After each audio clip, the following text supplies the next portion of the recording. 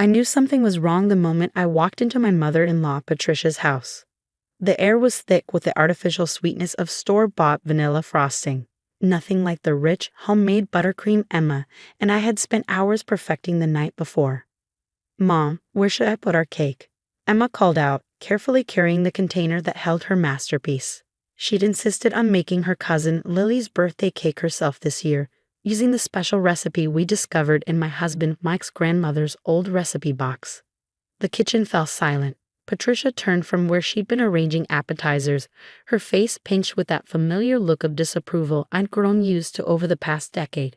Behind her stood my sister-in-law Amanda, smirking slightly as she adjusted the elaborate store-bought cake taking center stage on the counter. "Oh dear," Patricia said, her voice dripping with false sympathy. "We don't want your homemade birthday cake, sweetie. I've already ordered a proper one from Carmichael's Bakery. We can't risk having anything amateur at Lily's party." Emma's face crumpled. At 8 years old, she'd spent weeks practicing her baking skills, determined to make something special for her favorite cousin's birthday. Last night, she decorated each rose by hand, tongue stuck out in concentration as she carefully piped the buttercream petals, just like the YouTube tutorials had shown. "But Grandma," Emma whispered, her voice small, "this is Great-Grandma Rose's special recipe. Dad said it was a family tradition." "Well, your father remembers things differently than they actually were." Patricia snapped, her perfectly manicured hands gripping the counter. "Besides, that recipe book disappeared years ago. Whatever you made, it's not the real thing." That's when I reached into my oversized purse and pulled out the worn leather cookbook I'd been saving for just the right moment. Its pages were yellow with age, the edges softened from decades of use, and Rose's elegant handwriting filled every page with recipes and memories. Patricia's face went pale. "Where did you get that?" she whispered, reaching for the book with trembling hands. "Mike found it in the attic last month when we were helping clean out the old house," I said calmly, holding the book close. He recognized it immediately, said it was the cookbook his grandmother used to write all her special recipes in. The one that mysteriously disappeared after she passed away. Amanda stepped forward, her designer heels clicking on the tile floor. "Mom, isn't that the book you told me was destroyed in the basement flood?" Patricia's shoulders stiffened. I must have been mistaken. There were so many old books. But I knew better. Mike had told me the story years ago. How his grandmother Rose had promised to pass down her precious recipe collection to whoever showed true love for cooking and family traditions.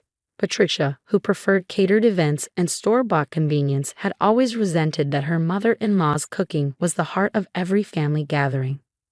"Emma," I said, opening the book to a well-worn page marked with a faded ribbon, "would you like to show everyone what Great-Grandma Rose wrote here?"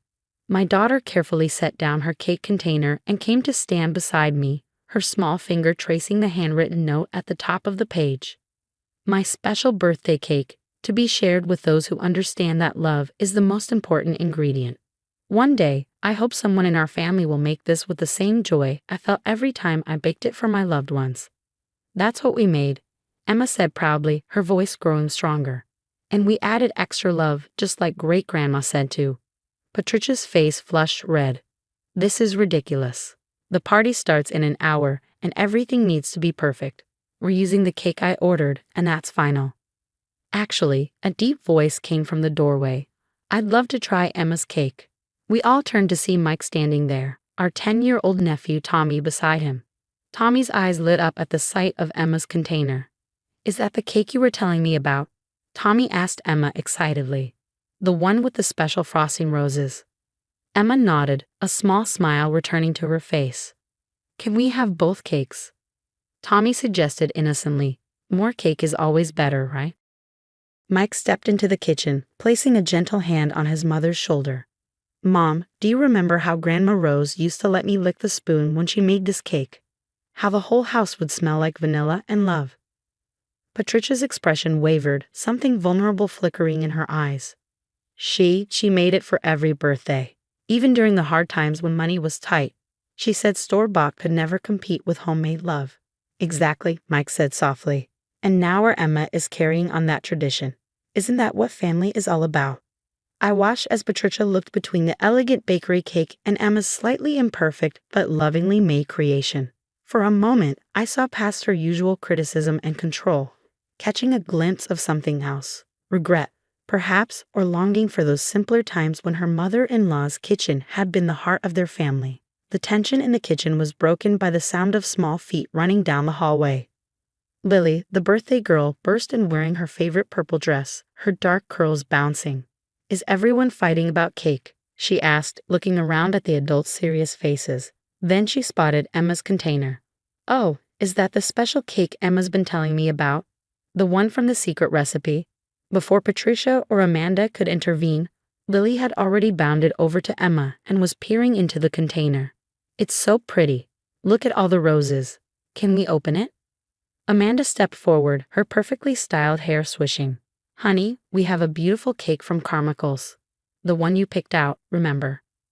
"But I want to try Emma's cake too," Lily insisted. She said it's magic because it has love in it. I watched Patricia flinch at those words, her hand unconsciously reaching toward the old cookbook I still held. Taking a chance, I opened it again, this time to a page where several old photographs had been tucked away. "Patricia," I said softly, "I think you might want to see these." The first photo showed a much younger Patricia in a kitchen very similar to this one, standing on a step stool next to Rose. They were both covered in flour, laughing as they shaped something on the counter. The date on the back read, "Making Christmas Cookies, 1982. I've forgotten about that day," Patricia whispered, taking the photo with trembling fingers. "It was right after Tom and I got engaged. Rose insisted on teaching me all her holiday recipes." "There's more," I said, pulling out another photo. This one showed Patricia proudly holding up a slightly lopsided birthday cake while Rose beamed beside her. "My first attempt at her birthday cake recipe," Patricia said, her voice thick with emotion. "It was terrible. The layers were uneven, and the frosting was lumpy. But Rose," she paused, swallowing hard. "Rose said it was perfect because I'd made it with love." Amanda moved closer to look at the photos, her usual smirk fading. "Mom, you never told me you used to bake." "I wasn't very good at it," Patricia said quickly, but her fingers traced the edge of the photo lovingly. "Not like Rose. She could make anything taste wonderful." "That's not what these notes say," I said, turning to another page where Rose's elegant handwriting filled the margins. "Look here, Patricia's first try at my birthday cake. The layers may not be even, but her love for Tom shines through in every bite. She'll be a wonderful addition to our family." Emma, who had been quietly watching this exchange, spoke up. "That's what you told me, Mom, that it doesn't matter if it's not perfect as long as you make it with love." Patricia sank into one of the kitchen chairs, still staring at the photos. "After Rose died, I tried to make her recipes, but nothing ever tasted the same. It was easier to just order things. More reliable, less chance of disappointment." "But Grandma," Emma said, moving to stand next to Patricia's chair, "when we made the cake last night, Mom told me stories about Great-Grandma Rose, about how she used to say that mistakes in the kitchen are just opportunities for new traditions." Mike picked up the cookbook, carefully turning its pages. "Look, Mom, remember this? The time you accidentally put salt instead of sugar in the Christmas cookies, and Grandma Rose turned them into garland for the tree. She said they were the most beautiful decorations she ever had." A small laugh escaped Patricia, though her eyes were wet. "She kept those salt cookies hanging on her tree until Valentine's Day. Said they were too precious to throw away." Lily tugged at her mother's sleeve. "Mom, can we please try both cakes? I want to taste the love in Emma's cake." Amanda looked at her daughter, then at the expensive bakery cake on the counter, then finally at Emma's homemade creation. Something in her expression softened. "You know what?" Amanda said, surprising everyone.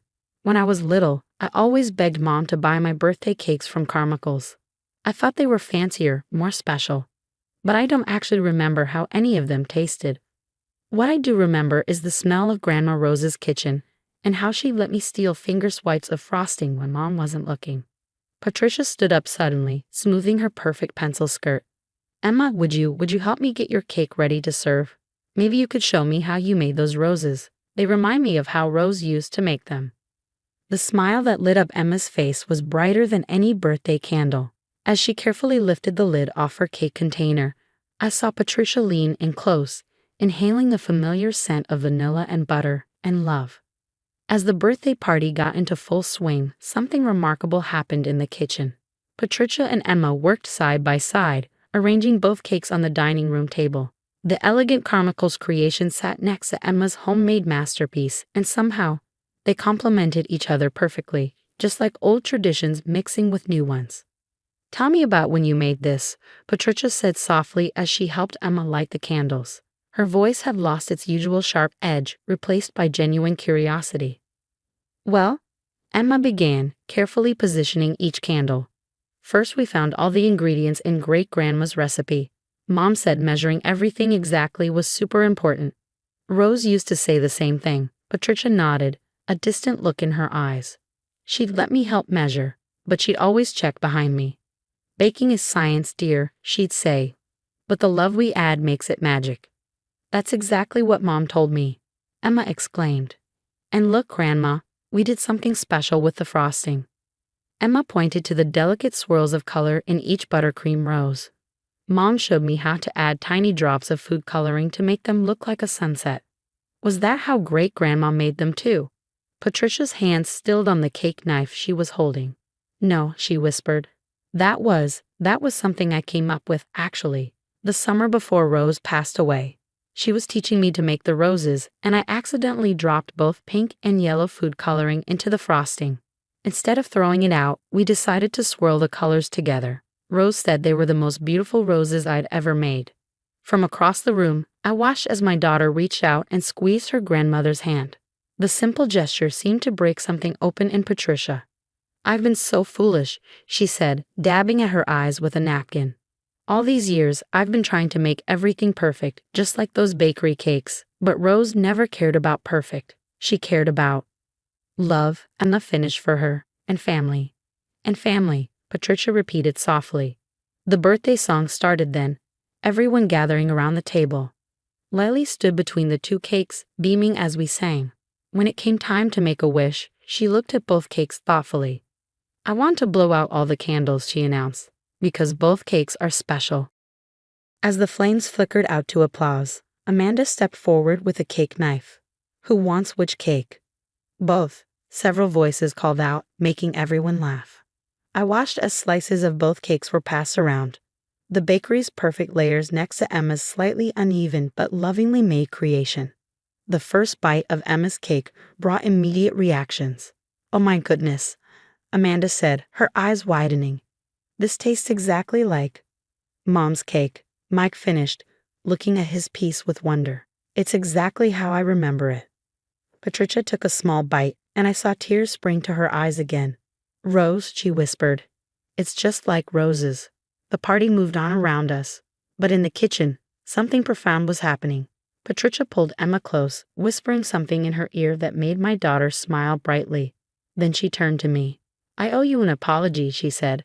"Many apologies, actually. Finding this cookbook, seeing these pictures, tasting this cake, it's brought back so many memories I thought I'd lost, or maybe memories I was afraid to remember because I felt I'd never live up to them." She picked up the old cookbook, running her fingers over its worn cover. Would you and Emma like to come over next weekend? Maybe we could try making some of Rose's other recipes together." "Can we, Mom?" Emma asked, practically bouncing with excitement. "Of course," I smiled. "I think Great-Grandma Rose would love that." Later that evening, as we were gathering our things to leave, I found Patricia in the kitchen again. She was carefully wrapping a slice of Emma's cake to take home. "You know," she said without looking up, "Rose always said the kitchen is where family healing happens." I never quite understood what she meant until today. She straightened up, meeting my eyes.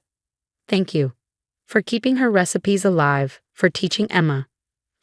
She gestured around the kitchen, for bringing the love back."